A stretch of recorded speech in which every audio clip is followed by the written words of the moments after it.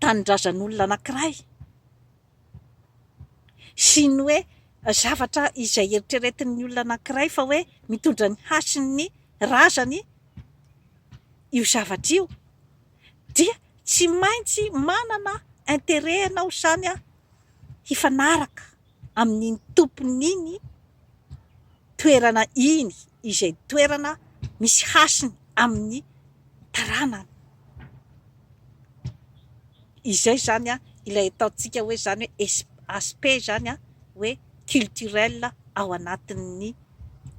rovan'ny Manjakamiadana. Efa nanao émission maro aho zany, ny amin'ny hoe inona ny atao hoe sentiment d'appartenance,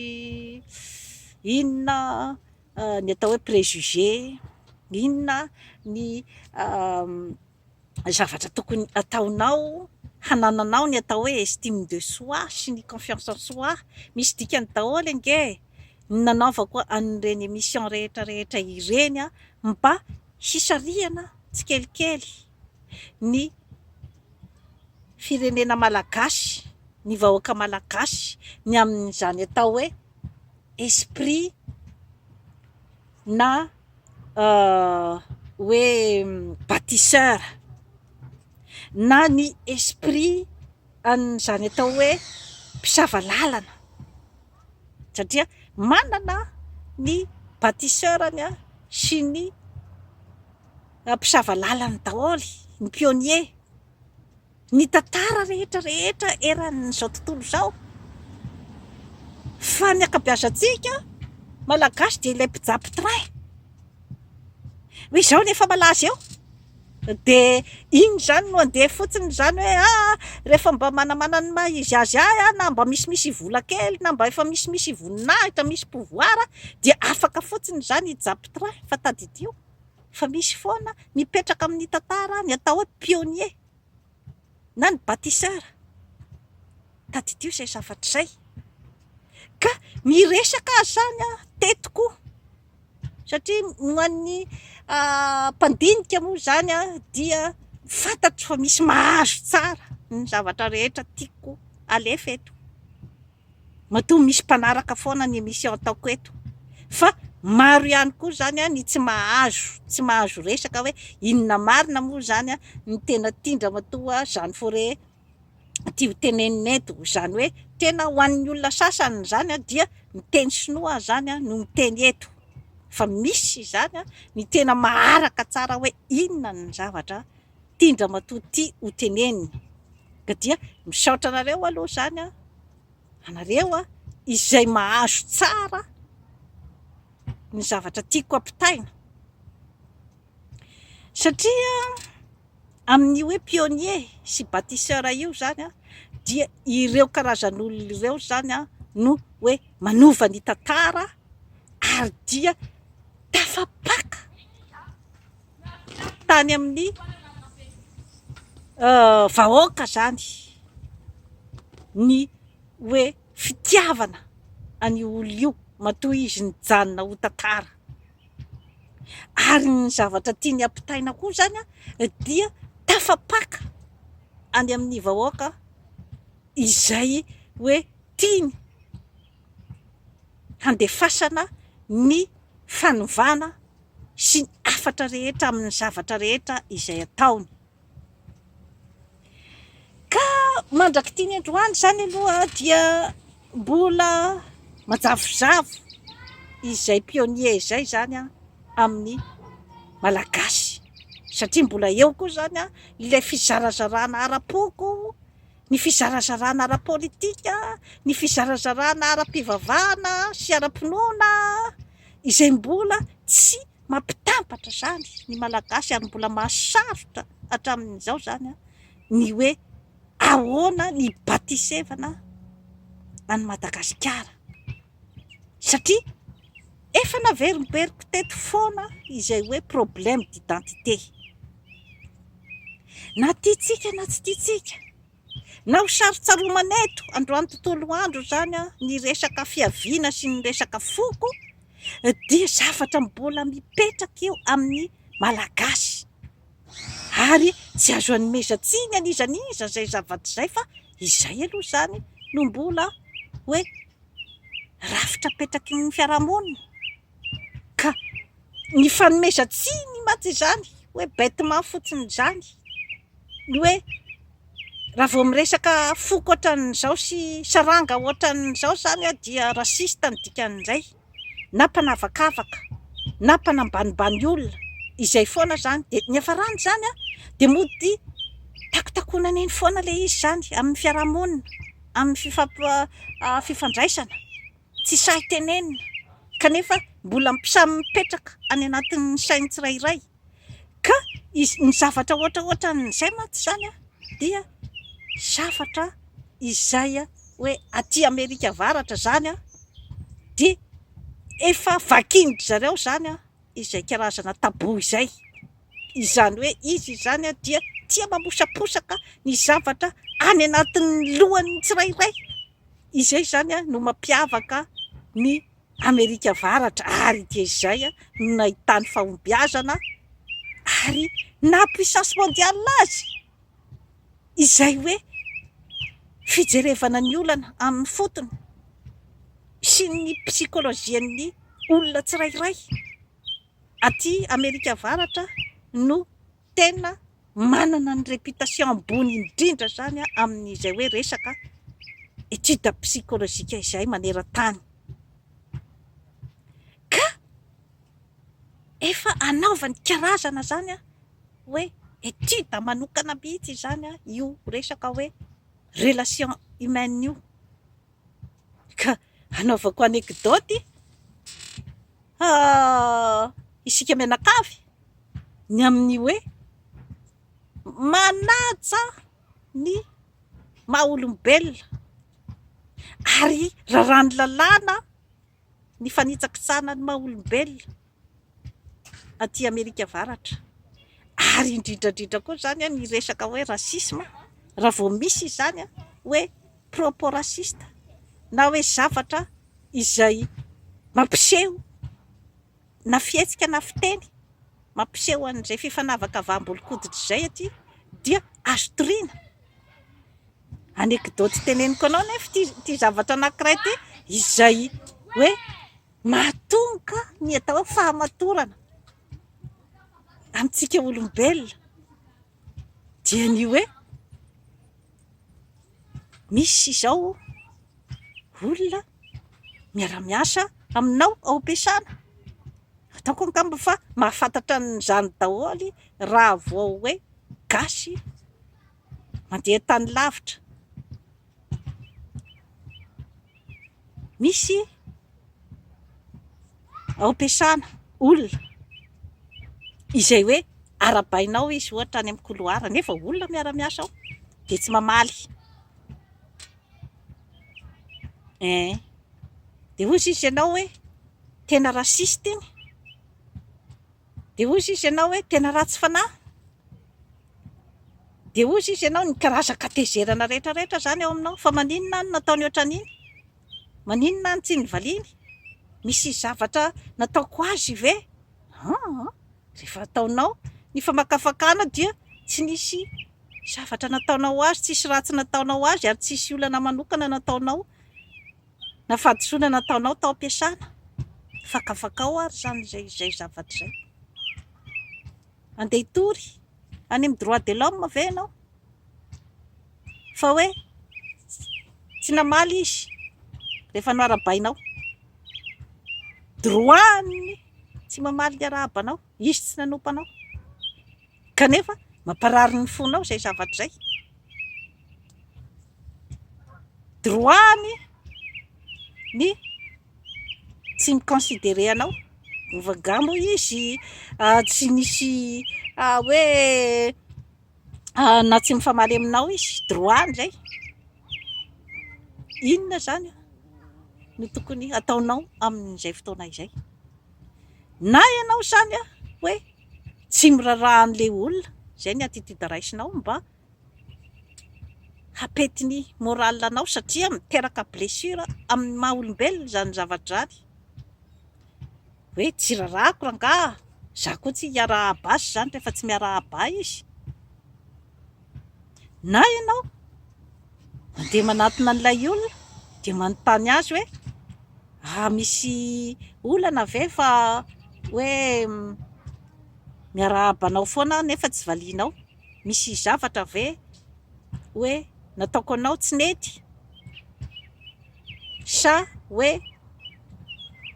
tsy miinteresé anao fotsiny aho zany. Izay zany karazana approche afaka ataonao an'ilay olona, dia hozy izy ilay olona hoe tsisy zavatra hoe ananako reproche aminao, tsy misy mihitsy. Ay ve amin'izay fotoana izay zany mazava aminao zany ilay resaka, apitsiny iny izy, mety hiara-habanao amin'izay, nefa mety mbola tsy hiara-habanao koa raha apitsiny iny. Inona zany? Eo no tokony hahendry ny Malagasy mipetraka aty ampitan'ny ranomasina, kanefa dia betsaka ny tsy mbola hendry, betsaka ny tsy mbola hendry. Fa dia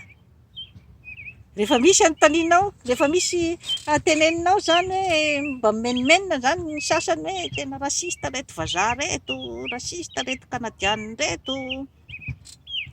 dia misy olona sahy milaza fa hoe za aloha tsy mbola naheno rasisma zany. Lainganao zany, lainganao zany. Mety angamba hoe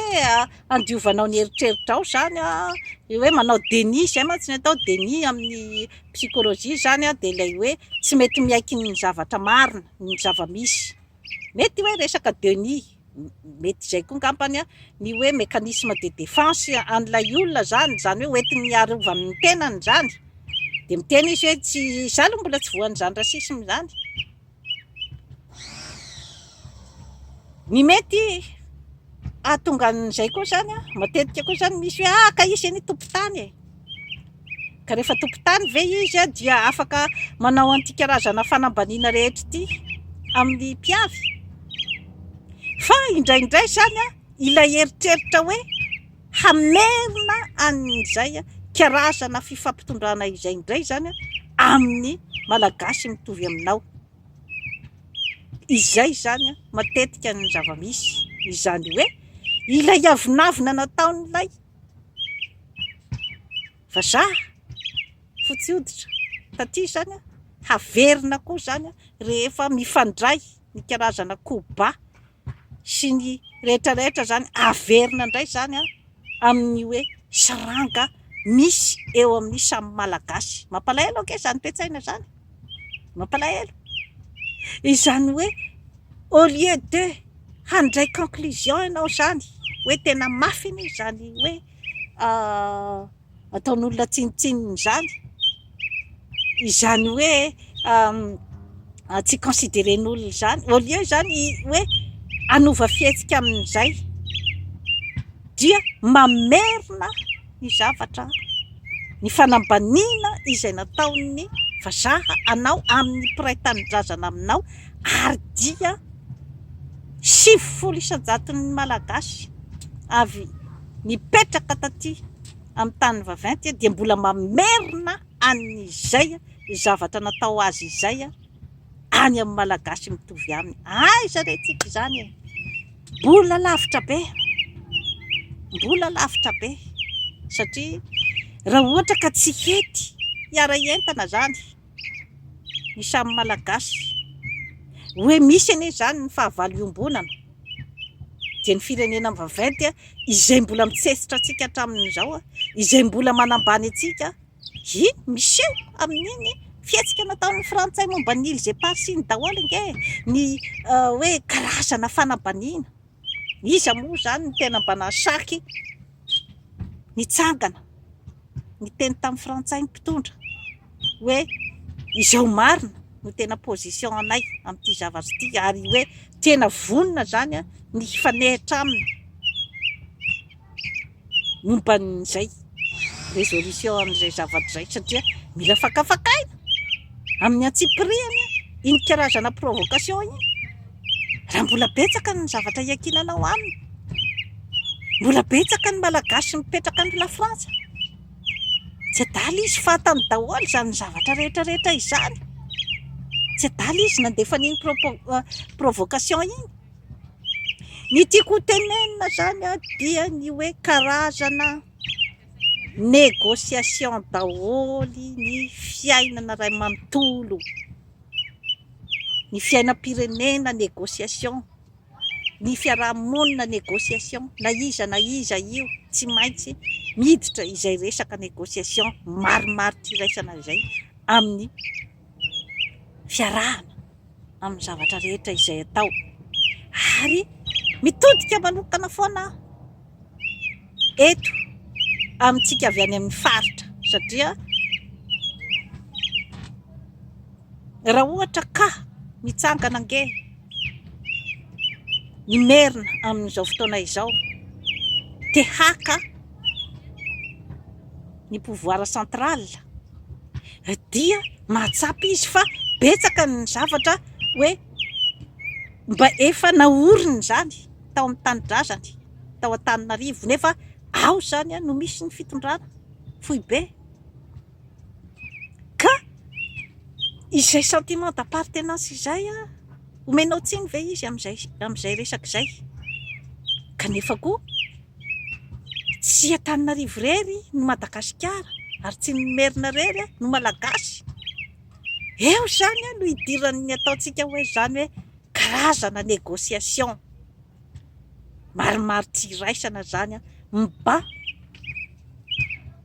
hapety ny fiarahamonina amin'ny samy malagasy, ary dia mba hoe hapisy ny lanjany maha-olombelona zany amin'ny samy malagasy. Ary efa naverimberiko teto foana ny hoe maro loko samy manana ny maha izy azy no apetraka, fa tsy hoe maro loko, ity loko ity no ambony, ity no eto anelanelany, ary ity no ambany. Satria raha vao izay zany no mbola hitondrantsika azy, satria ao anatin'io maro loko io dia efa mba samy manana ny olomangany, samy manana ny olona mianatra tao, samy manana ny olona mba eritreretiny fa hoe nasondritry ny vato, nasondritry ny tany. Ka raha ohatra ianao ka tsy mahay izany hoe mandinika an'izay zavatra rehetrarehetra izay, fa mbola hoe ny fomba fijerinao hatramin'izay no hoentinao amin'ny fotoana izay hoe mbefa mandroso ny tany, dia mbola ilay fomba fijerinao taloha.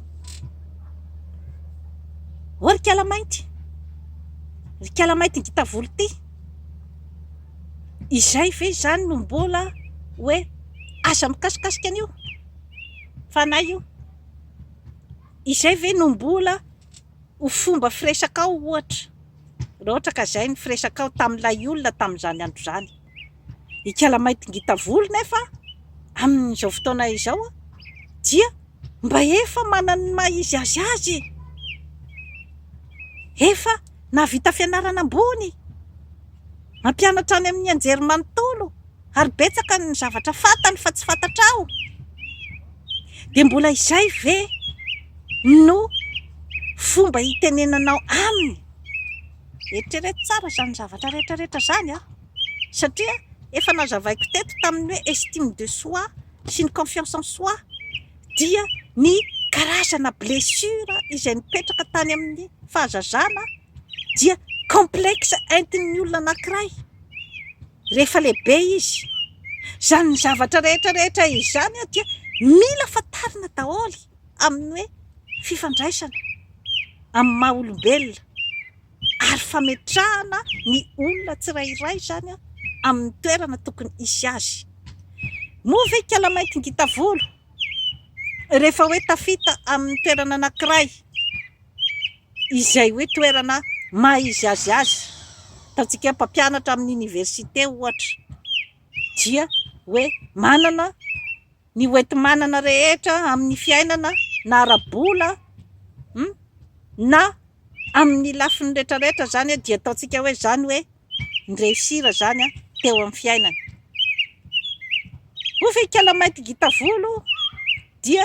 tokony andeha zany a afaka anao zay tiany atao zany amin'ny olona rehetra, na dia atao ara hoe ilay olona nanabatibaty azy tamin'izy mbola kely. Rehefa zavatra anazy dia anazy,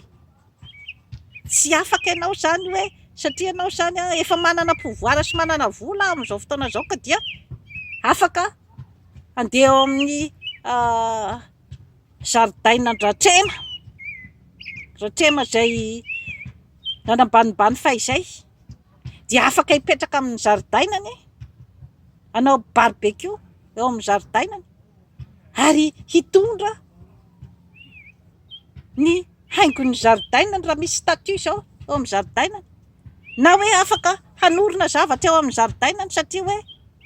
efa manana maha izy azy ao amin'izao fotoana izao. Ny zavatra ohatran'izay rehefa andratrema io dia andratrema, tsy misy idiran'ny hoe satria zao rehefa anazy zao ny pouvoir amin'izao fotoana izao, ratrema izay nanambanimbany ahy taloha hoe kiala mainty gita volo, izaho zao amin'izao fotoana izao efa tena efa inona moa ny fitenin'ny tanora amin'izao fotoana izao, ny hoe efa laibany, izay moa zany ny fitenin'ny tanora amin'izao fotoana izao. Apetraho amin'ny plasiny ny zavatra rehetrarehetra rehefa andratrema io dia anazy, ianao no misondrota manasongadina ny tenanao ary tokony hahafantatra koa hoe inona ny zavatra azonao atao, fa tsy hoe lasa tsy refesy madity ianao satria hoe efa manana ny pouvoir ohatran'izao sy ohatran'izao. Ary tadidio fa izay nahita lalana talohanao dia mahita lalana foana ny anarany, apetraho foana izay zavatra izay. Mety angamba ny ekena ny vola-dratrema amin'izao fotoana izao raha oharina amin'ny volan'ny kiala mainty gita volo, kanefa ny aja mamboninahitra ratrema dia apetraho amin'ny plasiny. Izay mantsy ny zavatra hoe mbola hoe sarotra zany izay zavatra izay amintsika zanak'olombelona, ary raha ohatra mantsy hoe resaka revansy, resaka valifaty ohatr'izay zany ny fanaovana dia potipotika ane izao tontolo izao. Fa raha ny zavatra nataon'ny fotsy hoditra, ny mainty hoditra taty États-Unis izay ange no hoe hifanaovana zany valifaty, dia ataoko fa tsy hilamina ohatran'izao mihitsy ny aty Amerika Avaratra. Fa izay teneniko izay foana hoe rehefa nanana ratra-po ianao tamin'ny fiainanao dia ataovy izay hisondrotanao ary dia farito ny teritoaranao, tsy sisy hanisakisaka ny teritoaranao. Mitodika mantsy aho zany amin'ny zanaky ny faritra, matoa mamerimberina any hoe décentralisation io, décentralisation effective io dia ny hoe hametrapetrahana amin'ny anjara masoandro ny rehetrarehetra izay. Satria raha ohatra ianao ka mody fanina fa hoe efa ray ihany sika malagasy, kanefa ny olona eo ankilany tsy manaiky an'izay hoe mahiray ny malagasy izay, dia ento aloha zany amin'izay zava-misy eo ny zavatra rehetrarehetra. Aiza ny sentiment d'appartenance anao raha ohatra ka ilay olona mbola mametraka zany, ny olona eo afovoantany fa azy io, inona moa no azonao atao amin'izay? Droany mieritreritra an'izay zavatra izay, fa ny hoe inona zany no zavatra izay hoe entinao hampitony ny sainao ary hametrahanao an'izay maha-izy azy ianao izay. Izay zavatra rehetrarehetra izay zany no tsara anaovana latabatra amboribory. Ny malagasy izay hoe sangan'ny foko rehetrarehetra, ny tangalamena, ny manam-pahaizana avy amin'ny foko rehetrarehetra, ny mampalahelo mantsy amintsika samy zanaky ny faritra dia mifanambanitsika. Matetika aho raha vao miresaka décentralisation effective eto dia misy zanaky ny faritra foana mi-contredira ao amin'ny internet ao ary zanaky ny faritra izay nahazo toerana hoe iray ihany sika malagasy, ka mipoitra izy zao, mipoitra izy zao, ny tsy mahay iray atsika malagasy, ka ataonao ambiletra fotsiny ve ny zavatr'olona hoe iray ihany sika malagasy, dia lasa ianao zany ideadehaka andray zavatr'olona. Mila fifampiresahana amin'ny tompony ny zavatra rehetrarehetra ary amboarina ianao, satria eo ilay atao hoe bâtisseur pionnier. Satria rehefa zatra mijabo train ianao ka hoe isandosandoka zany hoe za tsy olona avy any amin'ny faritra fa za lehibe teto Antananarivo, za dia tso-bolo fotsifotsy ary dia miteny merina ranoray ary manao ny fombafomban'ny tanora merina rehetrarehetra sy ny fomba fiteniny sy ny fomba fijeriny. Inona tsony ny jerevako ny an'izany hoe olona avy any amin'ny faritra zany? Tsy fantatro tsony zany, za tsy lehibe tany, fataro fa izy samy izy mahafantatra fa ianao tsy ao anatiny. Izay ny atao hoe clan. Mila fantatry ny olona rehetrarehetra zany zavatra zany mamakivaky ny fiainana. Ary io zanako io dia efa ampianariko, metisy ny zanako efa ampianariko an'izay hoe mahay mametraka hoe aiza ny toerana misy anao, aza manitsaka teritoaran'olona. Fa ny anao no amboary tsara ary izay isondrotanao, apetrao amin'ny ajany ny olombelona rehetrarehetra ary apetrao amin'ny aja tokony hisy azy koa ny toerana misy anao. Zava-dehibe ny fahafantarana zavatra ohatran'izany, satria ilay mitonantonana ozy izy ny fitenenana ohatran'ny vinaty sy maharefosa, sy ilay mitonantonana tsy mahafantatra hoe aiza marina moa zany ny tena clan misy ahy sy ny fiaviako. Ary dia maro amin'ny ankizy avy any amin'ny faritra lehibe tao Antananarivo no menatra ny fiaviany noho ny inona, noho ny hoe mahantra izany ny faritra ny haviany ary tsy dia mamiratra zany raha oharina amin'ny ao Antananarivo. Iza nefa no andrasana zany hampamiratra ny faritra ny havianao. Zavatra mila fantatra daholo zany zavatra rehetrarehetra izany. Izay no antony hoe hiadivana ny décentralisation effective mba hoe mitovy izany ny resource rehetrarehetra, ny vola izay ampiasaina sy ny pouvoir izay omena ny olona rehetra any amin'ny faritra mba ho samy maso madidy ao amin'ny tany misy azy, afaka hanapa-kevitra ary afaka hampandroso ny faritra misy azy mba tsy hamenatra ny taranany aty aoriana ny fiaviany. Mazava angamba izay zavatra rehetrarehetra izay. Firifiry ny olona mana-talenta avy any amin'ny faritra, olona manam-pahaizana, olona manana potentiel fa mialokaloka ao ambadika izay hoe lehibe Antananarivo dia tsy sahy intsony mijoro ny amin'ny hoe mahavy any amin'ny faritra azy. Amboaro ny faritra misy anao ka fiera ny Antananarivo satria ny batira izy, ny batira n'Antananarivo. Tsara fantatr' izay zavatra izay. Ianao zany na dia atao raha hoe zany hoe efa lasa aloha izy noho ny circonstance rehetra izay nisy noho ny hoe avantage men'ny mpanjanaka azy koa